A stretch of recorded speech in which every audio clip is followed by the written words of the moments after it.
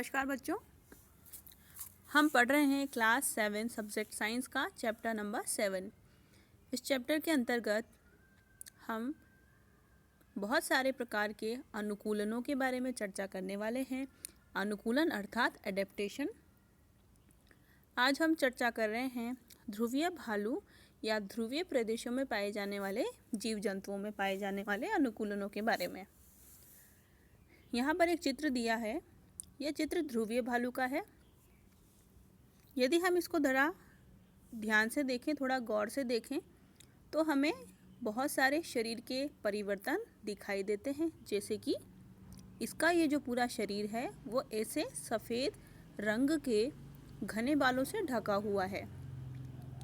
सफ़ेद बालों के कारण जो वहाँ की बर्फीली भूमि है, वहाँ का सफ़ेद वातावरण है, उस पृष्ठभूमि में ये बिल्कुल छुप जाता है और आसानी से दिखाई नहीं देता, जिससे कि इसको खाने वाले या इसको मारने वाले जो शिकारी हैं उनको ये आसानी से नज़र नहीं आता और बच जाता है। साथ ही ये जिन जीवों का शिकार करता है वो जीव भी इसे देखने में सक्षम नहीं हो पाते, जिससे कि ये अपना भोजन आसानी से प्राप्त कर पाता है। इसी के साथ इसके शरीर पर बालों की दो मोटी मोटी परतें होती हैं। एक तो ये रोमों के आकार की यानी कि शरीर के ऊपर स्थित बाल, दूसरा इसकी त्वचा के नीचे वसा की या फैट की एक मोटी सी परत। इन दोनों परतों के कारण यह सर्दी के मौसम में भी या ज़्यादा ठंड होने पर भी अपने शरीर को गर्म रख पाता है और ऐसे वातावरण में जीने के लिए खुद को तैयार कर सकता है। इसकी त्वचा के नीचे जो वसा की मोटी परत होती है उसके कारण इसका जो शरीर है वो शीत रोधित होता है, यानी कि सर्दियों को जो सर्दियां हैं उसमें भी बाहर की ठंड को अंदर प्रवेश करने से रोक देता है और इसके शरीर को गर्म बनाए रखता है। इसके जो नाखून हैं वो मुड़े हुए, लंबे और पैने होते हैं। इससे भी दो फायदे हैं। पहला तो है इन्हें बर्फ़ पर चलने में सहायता करना। इन नाखूनों की सहायता से उस नरम बर्फ़ पर भी आसानी से चल पाता है। साथ ही शिकार को पकड़ने में भी यह इसकी सहायता करते हैं।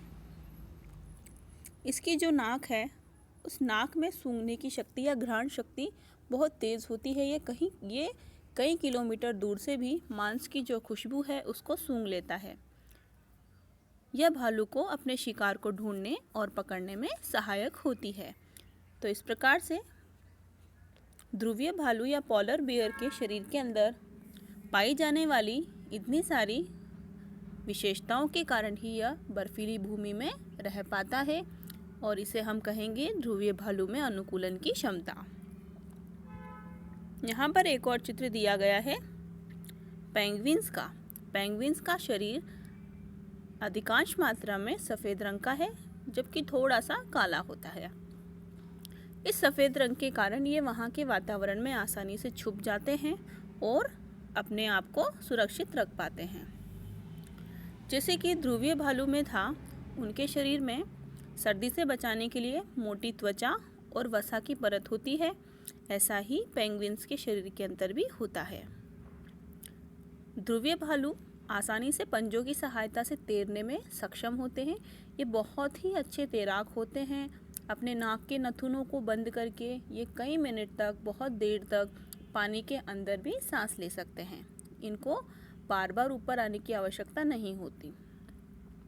ऐसा ही पेंगुइन्स के साथ भी होता है। इनका शरीर धारा रेखित होता है, अर्थात जिस प्रकार से नाव का शेप होता है, मैं आपको बता करके समझाने का प्रयास करूंगी।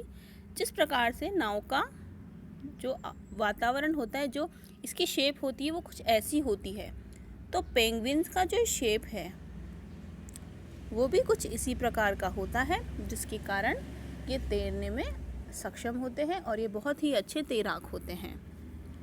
इनके पैरों में जाल होता है और ये इससे तैरने में इनकी मदद करता है, जैसे कि हम यहाँ पर डायग्राम में देख सकते हैं। ध्रुवीय क्षेत्र में रहने वाले अन्य जंतु जैसे कि मछलियाँ, कस्तूरी मृग, रेनडियर, लोमड़ी, सील, व्हेल और कई अन्य प्रकार के पक्षी भी यहाँ पर पाए जाते हैं। अब आप सोचिए, जहाँ पर मछली ठंडे जल में लंबे समय तक रह सकती है, वहाँ पक्षियों को जीवित रखने के लिए अपने शरीर को गर्म रखना आवश्यक होता है। इसी कारण जब किसी इलाके में अत्यधिक ठंडी हो जाती है, सर्दी बढ़ जाती है, तो उस स्थान पर रहने वाले जो पक्षी हैं वो उस स्थान को छोड़कर अन्य प्रदेश जो गर्म होते हैं उनकी तरफ चले जाते हैं। इस कारण अनेक प्रकार के पक्षी सर्दियों के आते ही गर्म स्थानों पर चले जाते हैं, जिनको बोलते हैं प्रवास। सर्दियां जब समाप्त हो जाती हैं तो फिर वे पुनः अपने आवास जहां पर वो रहते थे वहां पर लौट आते हैं। ऐसे पक्षियों को प्रवासी पक्षी कहा जाता है। हमने साइबेरियन क्रेन्स के बारे में सुना है। ये साइबेरिया या रूस के क्षेत्र से राजस्थान में भरतपुर और हरियाणा में सुल्तानपुर जैसे स्थानों पर आ जाते हैं। जब इनके इलाकों में वहाँ ठंड हो जाती है, अत्यधिक बढ़ जाती है, तो ये राजस्थान और हरियाणा के इन इलाकों में प्रवास करते हैं और यहाँ पर जनन करते हैं। ये एक साइबेरियन क्रेन है जिनको हम डायग्राम में देख सकते हैं।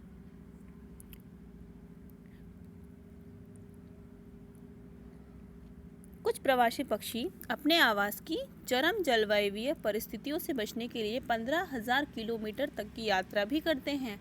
ये बहुत ज़्यादा ऊंचाई पर उड़ते हैं, जहाँ पर जो वायु है वो उड़ने में इनकी सहायता देता है। अब आप सोचिए, ये इतने दूर से यानी कि लगभग 15,000 किलोमीटर दूर से एक स्थान से दूसरे स्थान तक जाते हैं, तो इनको ये कैसे पता है कि ये इन्हें कौन सी दिशा में जाना है या इनके पहुंचने का मार्ग कौन सा है। ये एक विचित्र घटना है। ऐसा लगता है कि ये पक्षी दिन में सूर्य और रात में जो चांद और तारे हैं उनकी स्थिति देख करके ही अपने स्थान का पता लगा पाते हैं। अगला पॉइंट है उष्णकटिबंधीय वर्षावन। अभी तक हमने ध्रुवीय क्षेत्रों की बात की थी, जहाँ पर हमने पॉलर बेयर्स के बारे में पढ़ा, पेंगुइन्स के बारे में पढ़ा और प्रवासी पक्षियों के बारे में पढ़ा। अब हम पढ़ेंगे उष्णकटिबंधीय वर्षावन में पाए जाने वाली जो जीव हैं वहाँ की अनुकूलताओं के बारे में। उष्णकटिबंधीय क्षेत्रों की जलवायु सामान्यतः गर्म होती है, क्योंकि ये जो पृथ्वी का भूमध्य रेखीय क्षेत्र है,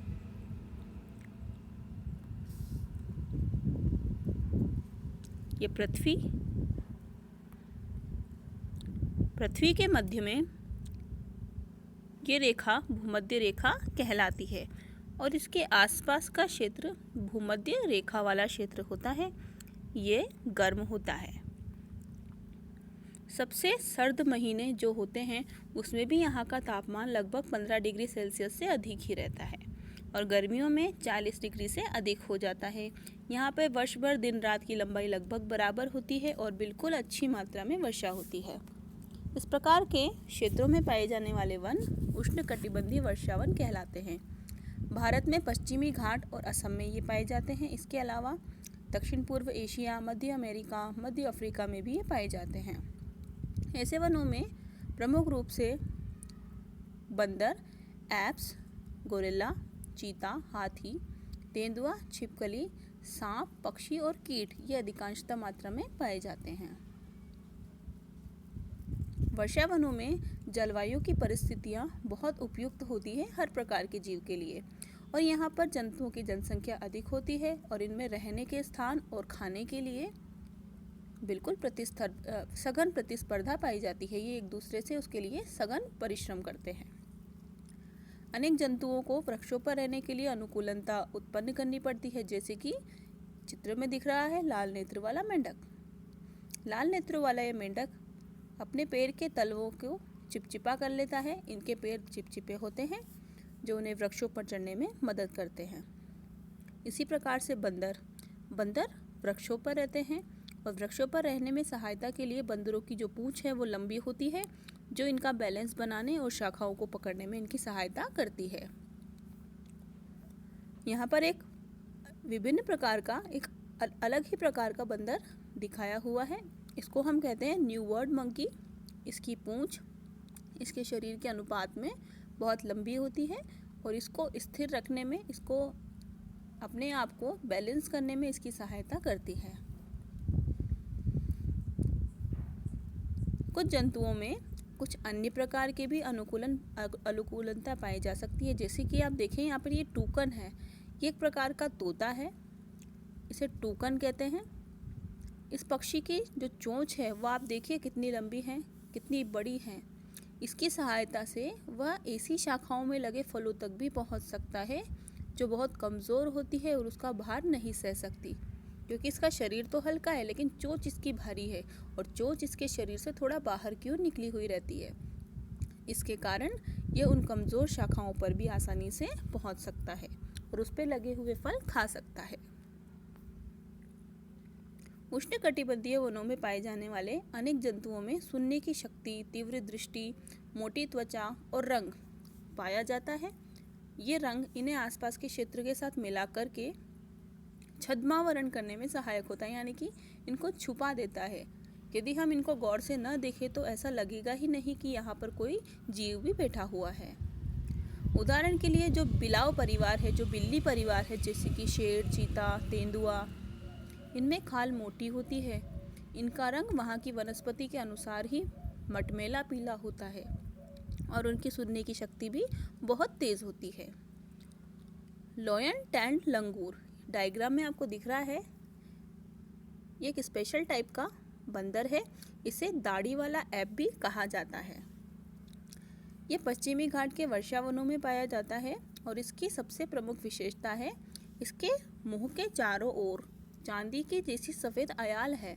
बालों की एक परत है जो सिर के चारों ओर, गालों और ठोड़ी तक रहती है। बाकी का पूरा शरीर काला होता है।